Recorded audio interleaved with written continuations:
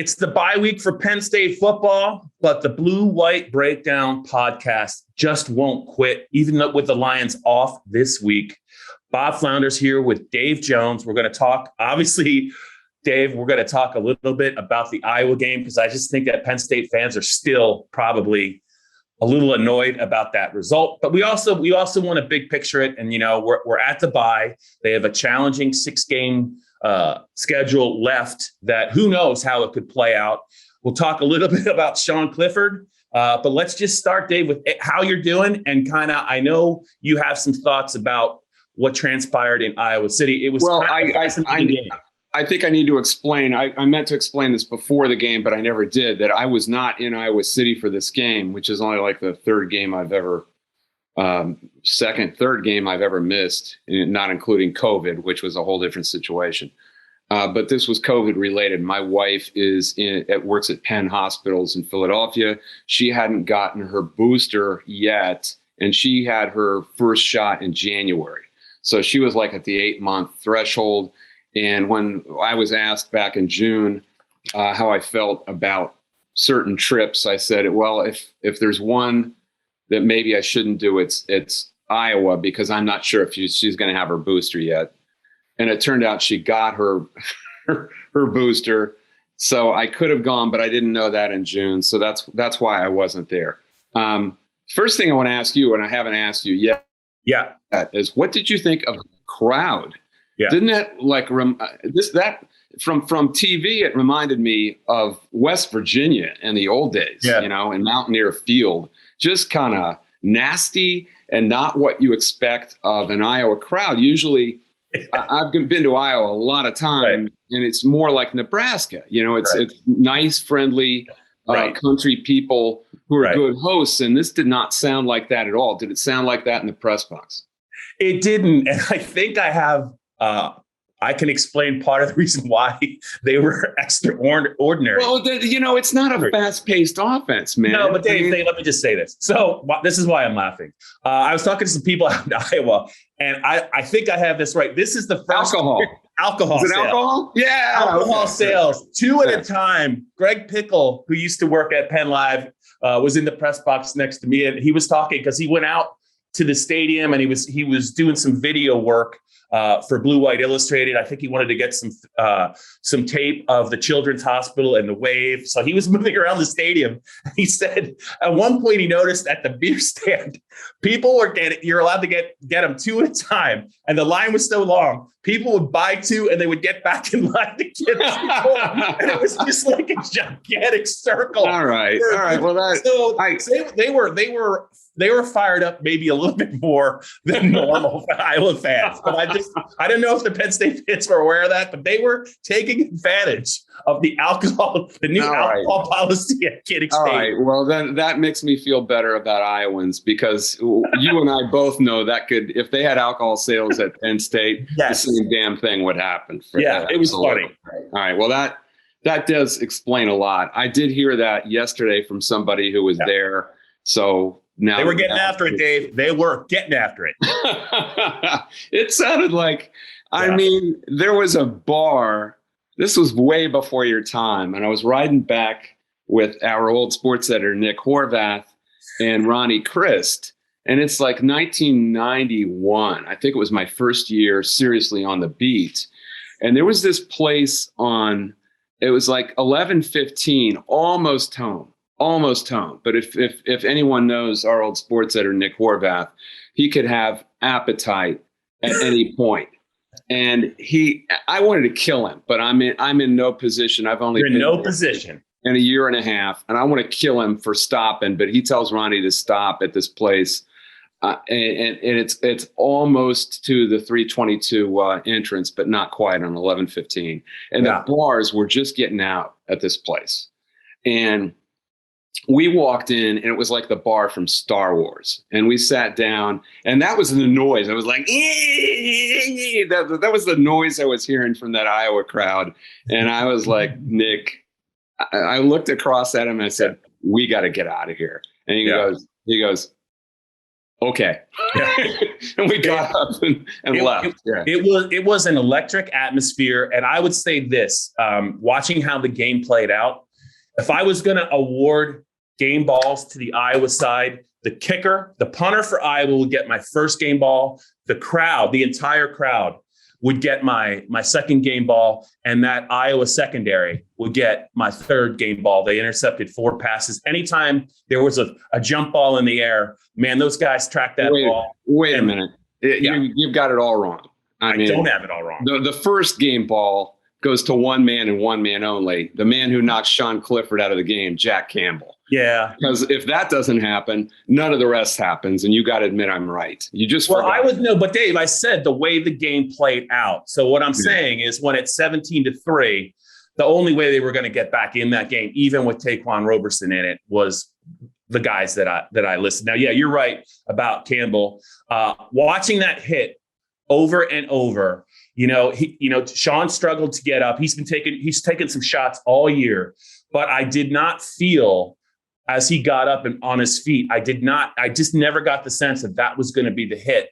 Now, I'm not a doctor. That was going to be the hit that ended his day. It was just, I'm just struggling to figure out what that issue was. I'm sure it was significant for him not to return to the game, but I did not feel like watching the hit, watching him get up, that was going to be the end of his day. Well, when you throw a ball, when you get your ribs exposed like that, and even when I was a young man, getting hit like that playing basketball, or I don't think I ever got that playing football, but when you have your arm exposed and you're hit under here, he got hit like that twice. That wasn't the first time he got hit. I believe it was Van Valkenburg. I think it was Van Valkenburg on his heave into the end zone. If you watch that, he hit him right in the same place. So maybe it was an accumulation of blows. I don't know. But it hurts later, and it hurts in an accumulation, kind of like boxing. You get hit a couple times there, man. It starts to hurt like hell. Dave, that's certainly possible. But the reason why I'm still flummoxed about this is, so who knows what happened when he went into the tent, went into the locker room, came out with his pads on. Dave, no ice on anywhere. Nothing is taped. He is not looking uncomfortable in any way, shape, or form in terms of maybe absorbing because if you hurt your ribs, I have not had a rib injury. I've heard, man, it is so painful that you just can't do enough to numb that pain. So he never looked like he was in discomfort once he was out of the game. Well, he looked to me like he was at a high threshold, but he looked like he was moving around pretty well. Well, he probably was shot up, don't you think? Yeah. Yeah, it did look like he was wrapped underneath his T-shirt to me. It did? Yes. Yeah. I just didn't. Usually you see some ice go with that or something. And he didn't, you could be right. But I just feel like if that was the case, there would have been more clues. Maybe you're seeing it the right way, and maybe we'll know soon enough. But this is part of the problem of James Franklin's super secrecy on injuries, because then you get speculation. Then you get dopes like us who have to try to decipher and read the tea leaves, because it would help. It's not like he has to say, oh, he's going to be back, he's not going to be back for certain games. Yeah. And it's pretty clear where he got hit. And there's nothing he's going to disclose that anybody's not going to know. I just don't see the point in it, but that's what he does. So that's what he does. Yeah. Yeah.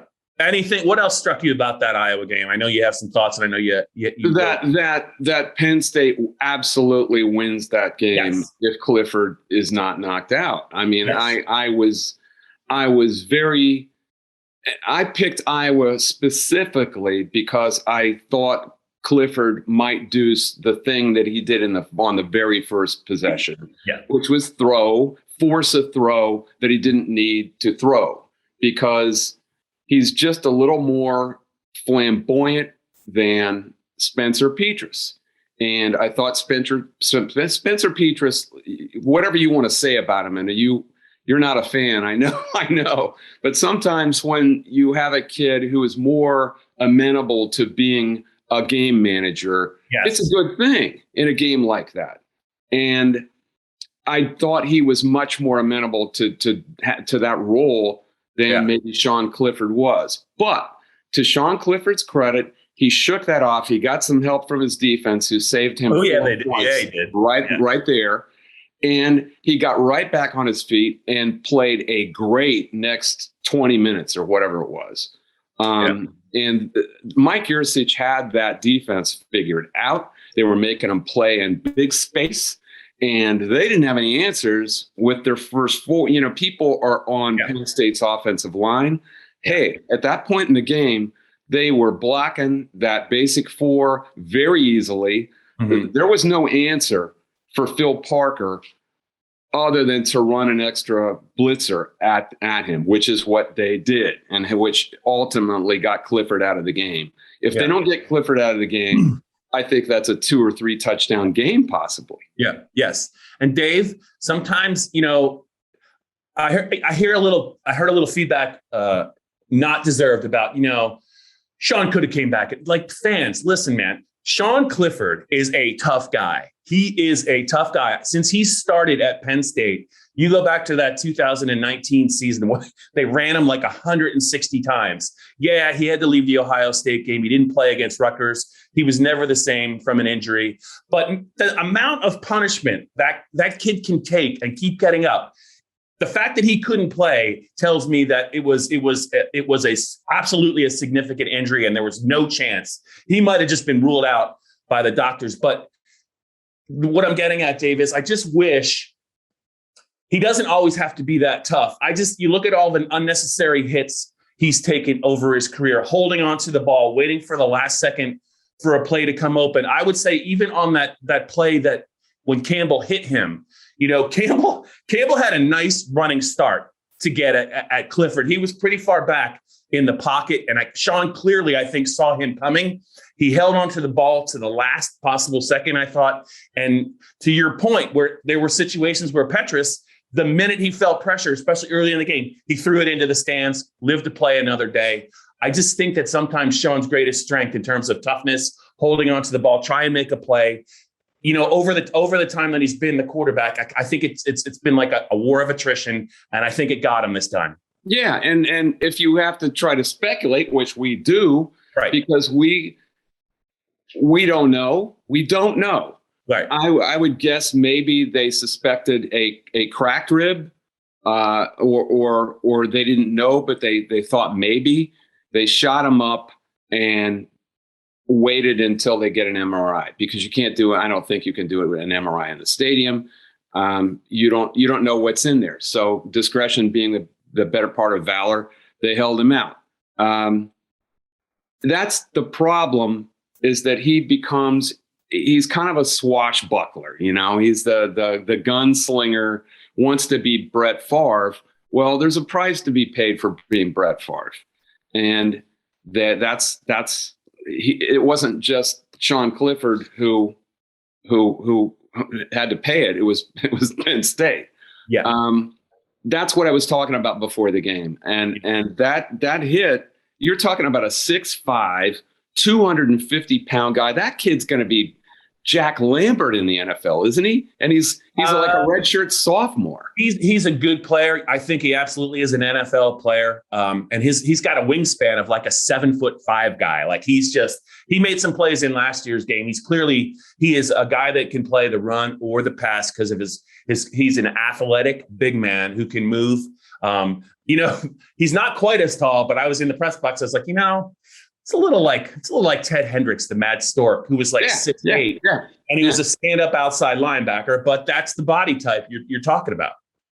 And when something that big hits you with that kind of force that fast, you know, it might not look like much on TV. That hurts, and that has an accumulating effect. Correct. If you did get anything in there, it's going to feel worse and worse as the game goes on.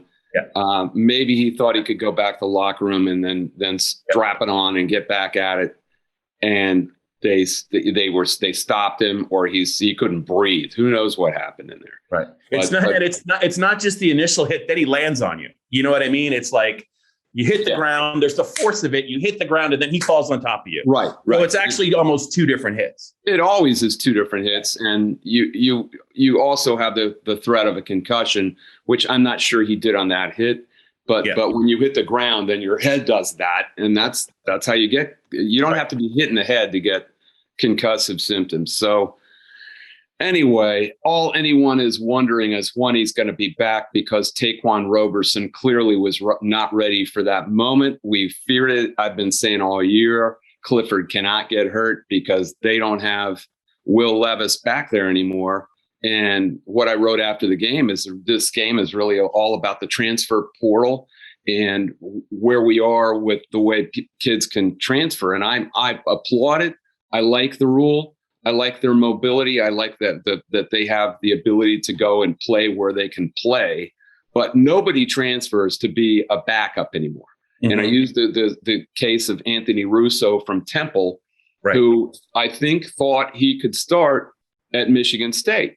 He thought he could start in front of Peyton Thorne, and that's why he transferred to Michigan State. But Thorne beat him out. I think that's been vindicated. And yet they have a good, viable, experienced backup quarterback now at Michigan State. There are other situations, for instance, Michigan. Cade McNamara is the starter, but Sharkface is bringing in J.J. McCarthy.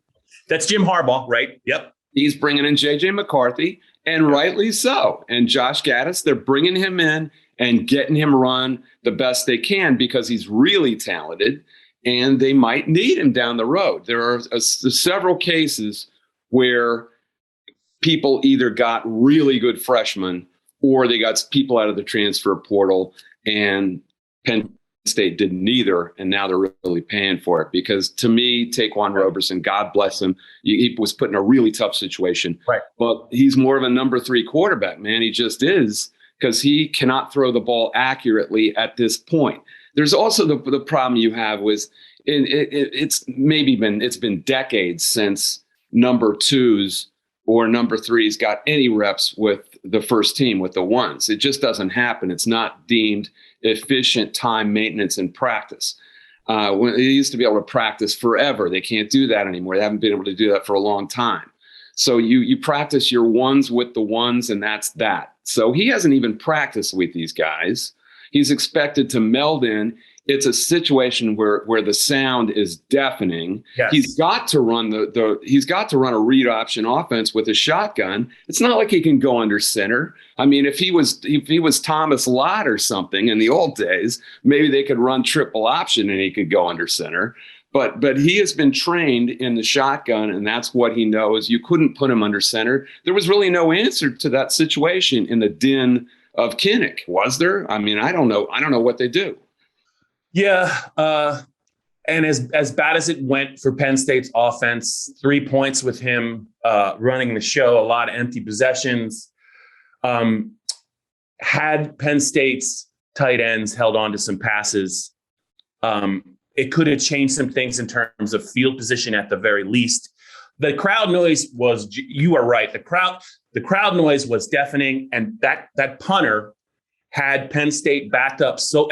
When you're backed up in the end zone, it's almost magnified by a factor of 3 or 4. They could not get to the middle of the field where you're kind of away a little bit from the crowd noise, and it might be a little bit easier to communicate with your offensive line and your receivers if you want to do some things. If you want to, because you could just tell when they were backed up, everyone wants to yell at the offensive line for those 3 consecutive false starts. I just don't think they could hear anything. I don't think they could hear Roberson. I don't think Miranda could hear Roberson. Listening to Ta'Quan talk after the game, I applaud him for coming out and answered some questions. He didn't elaborate on a lot of things, but he stood there, asked everything, handled himself very well. But he is a soft-spoken guy, Dave. He is not a guy that his voice carries. And I'm just wondering on the field if it's the same way, because I don't think Penn State's offensive lineman could hear him. You saw him try and clap his hands. Well, that wasn't working either because it was so loud when they were backed up. And when you see 3 consecutive false starts, I'm not sure you want to, I don't think you want to point the finger at the offensive line. It was a mess all the way around. Yeah, and I think maybe the one valid criticism is that they didn't go to a silent count, which a lot of teams go to in situations where they know they're facing a real din on the road, that they didn't go to that earlier. It didn't look like they went to it until sometime in the fourth quarter, and it was clearly a problem before that. If fans who don't know, a silent count is basically where they start with a tap from the guard onto the center, or maybe a head nod, and everyone in unison, all the people all the offensive starters go 1, 2, and then they're ready to move. Yeah, they didn't do that until looked like it. In middle of the fourth quarter, maybe. I mean, I might be wrong, but I didn't notice it until then. So that might be the one valid criticism. But you got a lot of moving parts going on in a short amount of time, and they couldn't quite get anything right. I think what people don't understand is that Ta'Quan Roberson is trained in read option offense. I mean, if they were able to do scissors option plays, run him through the A gap, he was getting yardage on some of those. And I think it was the second possession of the second half. They were pretty effective. What did they move? Like 40 yards, got the field goal. He took the sack, the 11-yard sack at the end. But they still got the 44-yard field goal from Stout, I think it was. It looked like, well, how many points they need here? They could maybe 3 or 6 more closes this out. But the problems with hearing the count just scuttled all that. And they couldn't run the offense that Roberson knows how to run. You can't put a read option quarterback under center. It doesn't work. You can put a triple option service academies type quarterback under center, but the geometry of the offense does not work with read option. You can't be under center. It's not what he's trained in. So you can't do that. It's not an option. Yeah, I mean, watching that first series, and once the crowd saw what was happening right away, that just emboldened them. They knew that they could make life that miserable for Penn State, and the crowd just got louder and louder and louder. The drinking helped, sure, but I think they saw right away that they were going to have a huge impact on the game. Kudos to them. They did it. Both kickers were tremendous. Both defenses were tremendous. Before we look, Dave, at the second half schedule real quick, I just want to talk briefly. Man, the Penn State's defense played its ass off. I've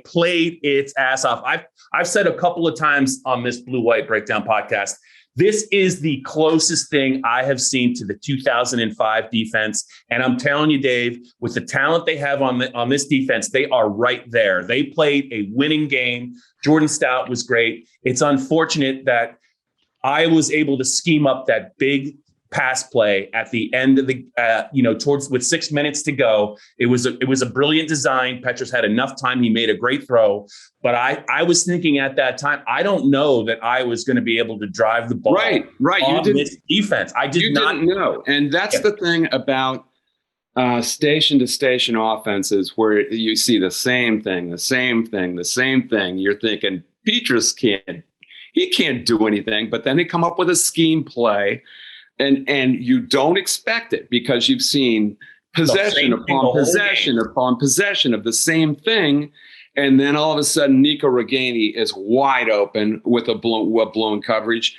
That's what Michigan used to do in the old days. You didn't expect them to do stuff like that under Bo Schembechler. And then they would hit a big play on you, because you were getting certain you're going to see the fastball. You're going to see the fastball. Then suddenly the power pitcher throws you an off-speed pitch and a 2-2 count, and you're screwed. I would hesitate to call that a blown coverage, because I think that play design exploited Penn State, because there's this. I think it's the safety. I'm not sure. I want to say it was Jair Brown, but I don't know. Understood. Yeah. That was a toss back too. Yeah, it was a play where he's got to make a difficult choice. He's got it. Look, they're doing it the whole game, right? Everything's flowing one way. They set it up perfectly.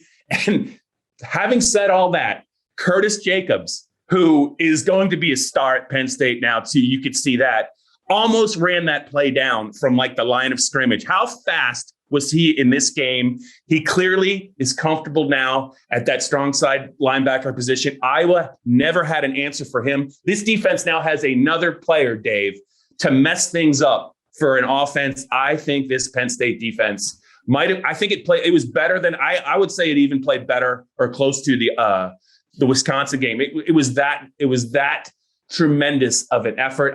It's unfortunate it was not a win for Penn State, but man, those guys played so hard and played so well. You know what else? You didn't notice that much of a drop off between PJ Mustipher and Devon Ellis, who was in there most of the time, and they had a couple other guys also hurt. Right. And Mustipher looked like he ain't coming back to me. I don't know. You get big guys like that with knees, and it's not good. We haven't heard definitively, I don't believe, have we? No, we have not.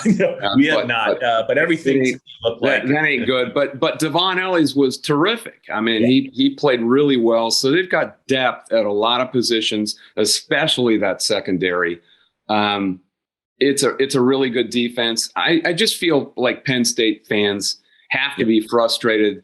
And I hear this over and over. And this is kind of the way I felt after the game. It's like Iowa might have won, but you're celebrating and you didn't beat Penn State's best team at all without Clifford. Get your celebration in now, because I just don't feel like Iowa's all that great a team. I don't. I mean, I don't. Number 2 in the country has never looked so bad, Dave. It's like South Florida in 2006 or whenever that was. I was like, come on, man, that's not the number 2 team in the country. Not that anyone's that good after Georgia, but we just have a couple minutes. They just extended our window, but let's just look real quick at the second half schedule. What you see, what you think. I know the elephant in the room is going to be Sean Clifford's availability. We just don't know, unfortunately, how long he's going to be out. But, off the bye, they're going to host Illinois. They go to Ohio State. Then I believe they go to Maryland. Then they still have to play Michigan at home, Rutgers at home, and they close at Michigan State. Just based upon your gut, the final 6 games, what do you see for Penn State? Well, the whole season is Columbus as far as if they can win in Columbus somehow, if Clifford's in better shape than maybe we believe, and we don't know what we believe, because if he can, the problem is when you get an injury like that under there, when you've been exposed, there's a little PTSD going on there, because you don't want to get hit there again. Right. So even if he's able to come back, I don't know if he'll be as effective as he was, because he was at a peak. He was at a pinnacle, and I think they win this game, as I said, with him. Illinois has been tenderized. They just got chewed up. Yes. That was my counterculture third place pick in the West is not going to work out. They lost a couple of games they could have won early. And now basically they're just meat. That's not that. So Ta'Quan Roberson, I think, can win that game on his own. The question is, if Clifford is available, do you play him simply to get some work in, or do you go through it and just run read option with Ta'Quan Roberson, because that'll be good enough? Maryland has also been tenderized by both Ohio State and Iowa, and they don't look like the same team at all. So that is not as scary a game as it used to look like. The one that is Michigan. Michigan is playing really well, and they won a really impressive road game at Nebraska, which I also picked to win 4 straight here. And Nebraska, damn them. I mean, they had it right there. And it looked like they were going to. What they do, Dave. It's what they do in tight spots. It is what they do. It is what they do. It looked like Adrian Martinez was going to drive him to the winning field goal, and everything would be good and well in Memorial Stadium. And, of course, he fumbled in a scrum that could have been whistled, but wasn't by the Big Ten officials. So Shark face lives. They are on a real roll here, because they're running the ball, and they've got some wideouts who can really play. They've got 2 different kinds of running backs. They've got the big kid, and they've got the little guy, the little race car, who's really quick. And McNamara has never looked better as far as being in a groove with his receivers. I know it's annoying that J.J. McCarthy comes in on 2nd and 7, but I think they're doing the right thing, getting him work, because they might need him. He's really, really talented. So they look like the most complete team in the division right now, even maybe considering Ohio State. If Michigan's ever going to get it done and actually win the East, this is the year. So there's a lot of obstacles. Then even if they get through all this, you've got Michigan State on the road at the very end, and Michigan State's playing. They've got a really good offense that is full of weaponry, maybe the three best skill position players on one team, even including Ohio State, in Peyton Thorne, Kenneth Walker, and actually they've got a couple of different wideouts that you could put in there, but they just don't have the defense considering what Michigan and Ohio State. Yeah. Ohio State's defense, I don't trust them yet. Michigan might be the most balanced team in the league. The way that college football is going right now, Dave, it's not just been this year; it's been the last couple of years. Other than outside of the freaks that are the Georgia defense, and they are freaks. I think that the whole team might get drafted. They're so good, but for the rest of the country, it's the team that can score the ball the most is usually the team that's going to be tough to beat. I think Ohio State. I have not seen enough of them, but with the talent level that they have, I think they can score better than anyone else in the Big Ten. And I think ultimately, I know their defense has some issues. I think they've tightened things up a little bit, but that's going to be, I think, the storyline in the second half is, can anyone in the Big Ten score with Ohio State?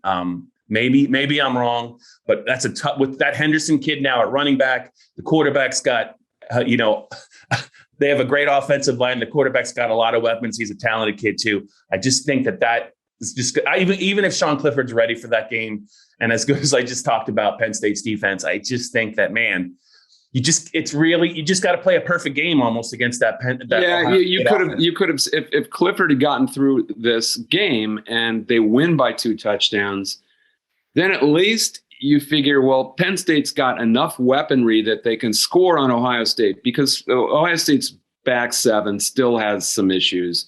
They're just so overwhelming on offense with Garrett Wilson and Chris Olave, and CJ Stroud, their freshman quarterback, has looked terrific. And he's just picking guys out. And Travion Henderson, holy crap, is already the best back in the league.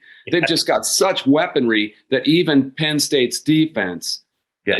But you would have given him a chance. Now with Clifford in question, I don't know, man. It feels to me like for Penn State in the second half, best case 5-1, 4-2 is a possibility. I don't see them, whatever happens, if Clifford can return in a couple of weeks, if he can, I don't see them losing to Ohio State, Michigan, and Michigan State. I think the defense will do enough to win at least one of those games. If Clifford can return, I could certainly see 5-1 for sure. Then you're looking at 10-2. But we're just talking. We're taking shots in the dark here because we just don't know what Sean Clifford looks like. But I just think Ohio State.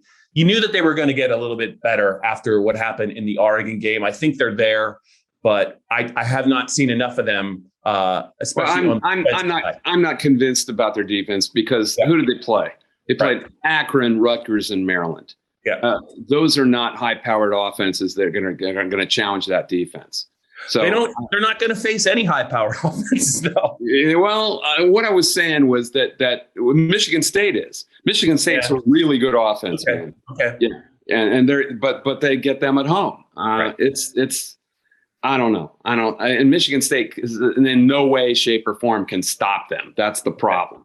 Penn State, you could hope, could slow them down.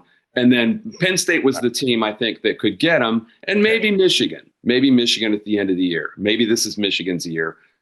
Probably not. But Clifford's injury really puts everything in doubt to me. All right, Dave Jones, I'm going to wrap up this Blue-White Breakdown podcast with one thought. I want you to tell me if you agree with me or not. I think what we learned after watching Penn State and Iowa is that if I'm James Franklin, I'm lobbying the state of Pennsylvania to sell beer at Beaver Stadium in the big games, because as great as that crowd is relatively sober, if you could get them to that Iowa level and there's 105,000 of them, I don't know that Penn State's ever going to lose. Am I right?